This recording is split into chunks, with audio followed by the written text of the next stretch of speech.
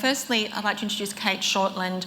She's known for her strong directorial choices and bold visual style, and her work is stamped with a confident individualism.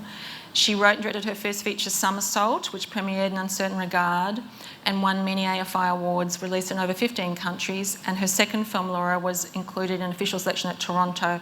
She's also directed TV series Secret Life of Us, the miniseries The Silence, and she also writes for TV drama. And she is the two-time winner of the ADG Award for Best Direction in a Feature Film. So, Cate, I'm keen for your opinion on the particular directors of female qualities, particular qualities of female directors. I don't... For me, the question is not about a male or female director. For me, the question is about rigour and intelligence. And I was sitting listening to a lot of what's been said today, and it inspires me because we often take for granted that a woman in a film does not really have a role. And I think in some ways we have to invest more in those characters. And I don't think it's necessarily about being a director. I think it's about the writers. I think it's about the producers, and I think it's about the development. And in this country, whenever I travel with my films, I just get so many women coming up to me and asking, how in Australia do women make so many films? So even though here it's hard, it is less hard than in some other countries.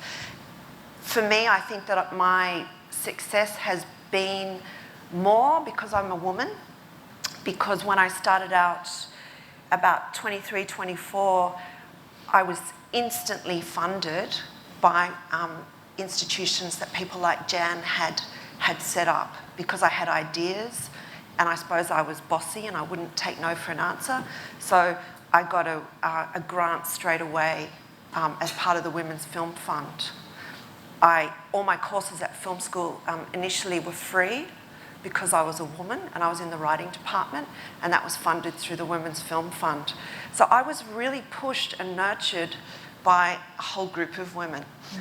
And I was just thinking today about recent films that I've seen and filmmakers that constantly look at female characters in the same way as male characters. And in a strange way, Haneke, he treats every woman that is on the screen with this same amount of rigour and intelligence as every male character.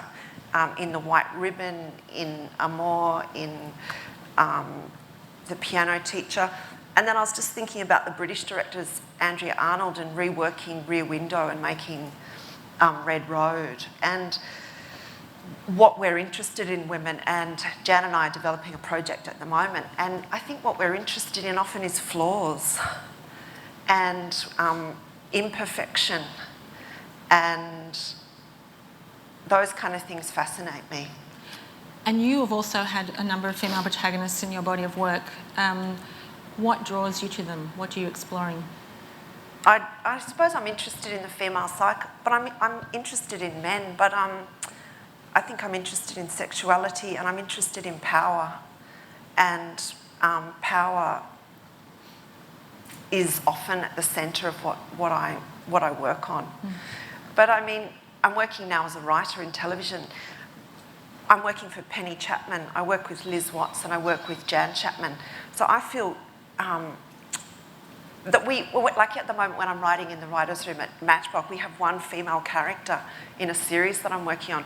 We call her the vagina in the writer's room. And that's for us to push through the cliches. Like, if she's one female character in this series, how do we make her more than a vagina? You know, and that's a room full of men, and Jacqueline Persky and I. And I think that's what we constantly have to ask ourselves. When you're seeing a woman in an action movie, when you're seeing a woman in a romantic comedy, what's being said today is we want rigour, we want layers, and we want to see their flaws. And it's not about directing, it's about the development process and great writers and great producers and great directors, male or female, coming together and workshopping those scripts until the female roles are as strong and interesting as the male roles, until they matter. And at the moment, most of the women that you see in films don't really matter. So I'm sure a lot of the younger female directors here today are really interesting to hear about the development of your career. In particular, what were you started out on, you did some work on Secret Life of Us. You didn't start there, but you did some in your early career. Tell us about some of your early experiences in your directing career. I met Amanda Higgs in the foyer at film school, and she was producing there, and she offered me a job as soon as I finished. I was 29, I think. I had a difficult time when I first started working. I don't know if it was because I was a woman, but maybe because I was a bit younger. And on about the fourth day, I had almost a mutiny, and I had to go to this man, and in this really horrible, harsh whisper, so that nobody else could hear, I said, "If you do that again, you'll be fucking fired." And I had absolutely no power, and there was no way that he could, that I could fire this man. And then I went into the toilets and burst into tears. And I think that's kind of my rationale. You just have to, you be strong, and you save the tears and the vulnerability for later. Barry Kosky says a beautiful thing. He says you save the tears for the bedroom. And I always remember that. And you said in a way that ironically that was a good experience for you. I think anything that is really tough, I suppose besides cancer and things like that, even those experiences make you a stronger person. And they also make you more empathetic to other people that you're working with. And I think one of the things that I have is amazing collaborations with the people I work with. And that's why I enjoy what I do so much. One of the things that you said that you explore in your work is a shadow narrative. Can you talk to us a little bit about what you mean by that, and then and perhaps how that worked in Laura? Well, it's not actually my term. It comes from Laura Jones talking about works, I suppose in books and in films, that women tend to create, and I thought about Catherine Bigelow because I really love her work, that women tend to create a space within the work that is ambiguous, and they don't feel the need to answer the questions. And that's been some of the biggest criticisms of Catherine Bigelow's work, is that there's an ambiguity about it, that there's not a strong moral compass. And I think in a lot of, like Jane Campion's work, for instance, there's a shadow within that work that we can invest in. And it's the space that when you leave the cinema, you're still dreaming it. And why you're still dreaming it is because the questions have not been answered for you. And it's a really beautiful thing to remember when we're writing or when we're developing projects, to create that space. Because I actually think that women really enjoy that space. I don't know why. It's the thing we often talk about. It's the thing that kind of sticks to you when you leave.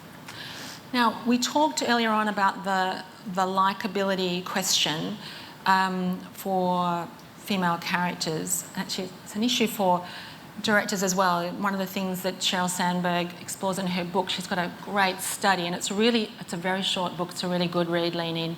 But there's a demonstrated study, a psychological study from Harvard Uni, that shows that successful women are perceived as less likeable than successful men. And they've done things like blind, change the names on CVs. It's a big issue that we all have to deal with in our lives and on the screen.